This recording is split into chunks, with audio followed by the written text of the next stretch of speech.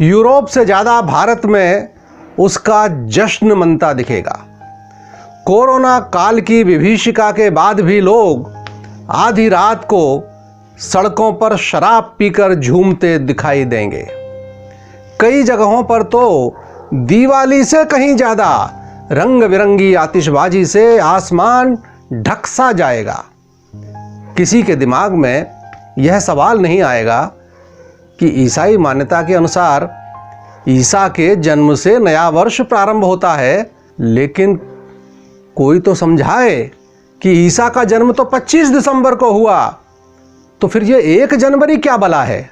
और एक विचित्र बात कि वे 25 दिसंबर को बड़ा दिन कहते हैं, जबकि भूगोल बताता है कि मकर संक्रांति अर्थात 14 जनवरी से तो दिन बढ़ना शुरू होता है और सबसे बड़ा दिन 21 जून होता है। सच तो यह है कि अंग्रेजी वर्ष न तो वैज्ञानिक है और ना ही ऐतिहासिक। सच्चाई यह भी है कि पश्चिम में अधिकांशतः सर्दी रहती है, इसलिए उनकी काल रचना सूर्य केंद्रित है। इसके विपरीत अरब के रेगिस्तान प्रायः तपते ही रहते हैं, इसलिए उनकी काल गणना में चंद्रमा की शीतलता का अधिक महत्व है। इसी कारण उनके कैलेंडर अधूरे ही रह गए। एक समय था जब दोनों ही साल में 10 महीने मानते थे। बाद में पश्चिम ने तो भूल सुधार कर उनकी संख्या 12 कर ली, पर मुस्लिम कैलेंडर आज भी जस का तस है।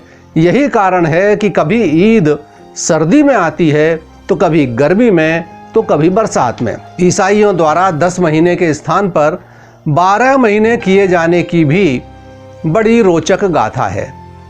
यह कार्य हुआ 532 ईस्वी में जूलियस सीजर के राज्य में। अतः इसे रोमन या जूलियन कैलेंडर कहा गया। कैलेंडर बनाते समय संत अगस्त के नाम पर एक महीना बनाकर उसमें 31 दिन कर दिए गए। इस पर शासक जूलियस सीजर की भौहें तन गईं। उसने कहा कि उनके नाम पर भी एक महीना होना चाहिए, और वह भी अगस्त से पहले, और उसमें भी 31 दिन ही होना चाहिए। तो लीजिए, जूलियस के नाम पर अगस्त के पहले जुलाई महीना आ गया, और वह भी 31 दिन का। अब सवाल आया कि बढ़ाए हुए 2 दिन कहाँ से लाए जाएं?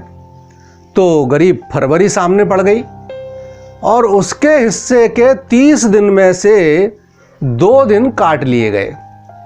वे बेचारी आज भी अपने 28 दिनों के साथ जुलाई और अगस्त को कोस रही है।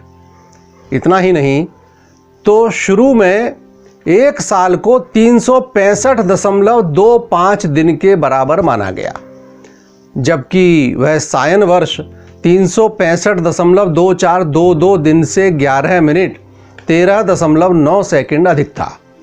फलतः सन 1582 तक इस कैलेंडर में 10 अतिरिक्त दिन जमा हो गए। अतः पोप ग्रेगरी ने एक धर्मादेश जारी कर 4 अक्टूबर के बाद सीधे 15 तारीख घोषित कर दी। अब बड़ा मजा हुआ। लोग सोए 4 अक्टूबर की रात को, पर जब उठे तो उस दिन 15 अक्टूबर था।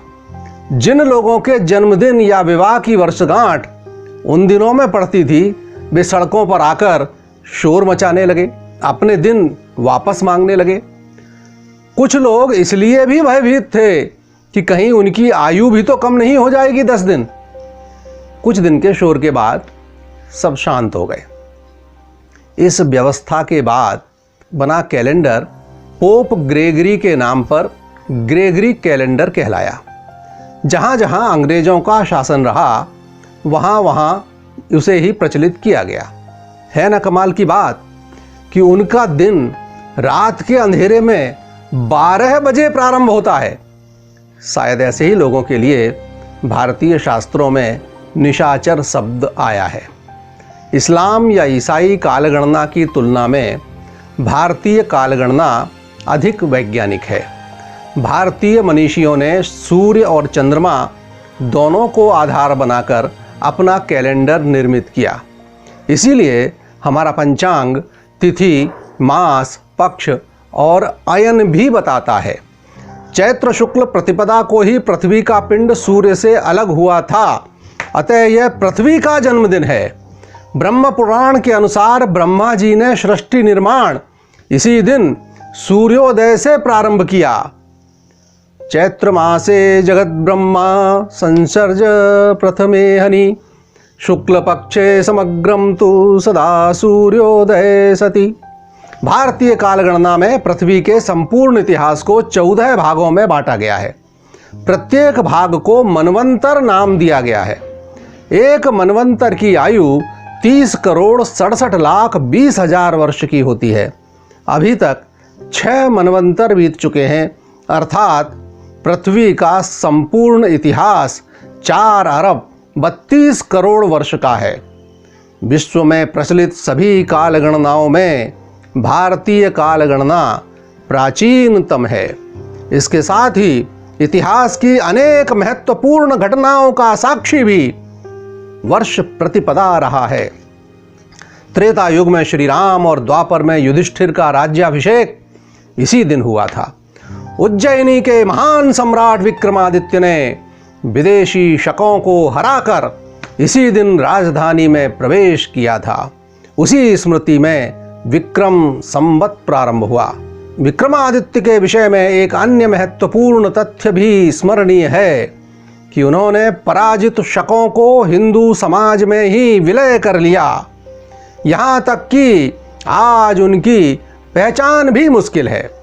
यह दिन शालिवाहन का विजय दिवस भी है, जिनके विषय में कहा जाता है कि उन्होंने मिट्टी से सैनिक निर्मित कर शत्रुओं को धूल चटाई।